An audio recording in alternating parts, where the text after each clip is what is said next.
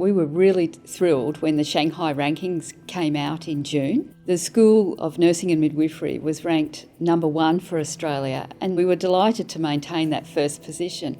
But what was even more thrilling for all of us was that Griffith University's School of Nursing and Midwifery is ranked 2nd in the world.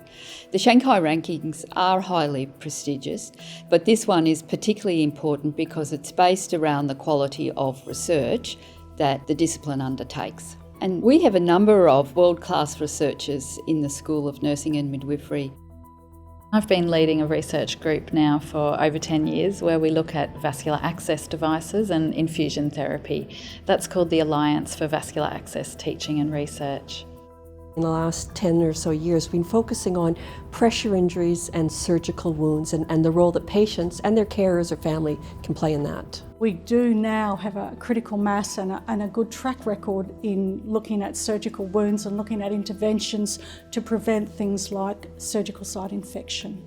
My research is about social robotics, and it's about improving quality of life for people with dementia and reducing their behavioural and psychological symptoms of dementia through the use of social comfort robots or therapeutic emotional type robots and what's called a telepresence robot, allowing people to socially connect to other people anywhere in the world.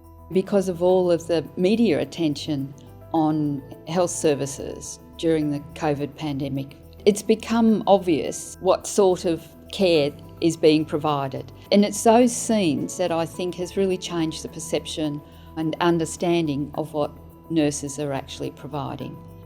COVID has been challenging, but there are also a silver lining to this. And for me, that silver lining is the closeness of events and health coming together. So much of my research now is focusing around those impacts on our emergency departments from events so that we can develop some interventions and strategies. Nurses and midwives are highly qualified, highly skilled, and they work as members of the team. They're not a subservient role to medicine anymore, and they haven't been like that for decades. And so it's not uncommon for a nurse to have 2 or 3 qualifications. They're highly knowledgeable clinicians looking after yourself and relatives all of the time, and they're providing evidence-based care. And where do we get that evidence from? Well, we get that from research that informs everyday working lives of nurses and midwives and medical staff and others, how to best care for people.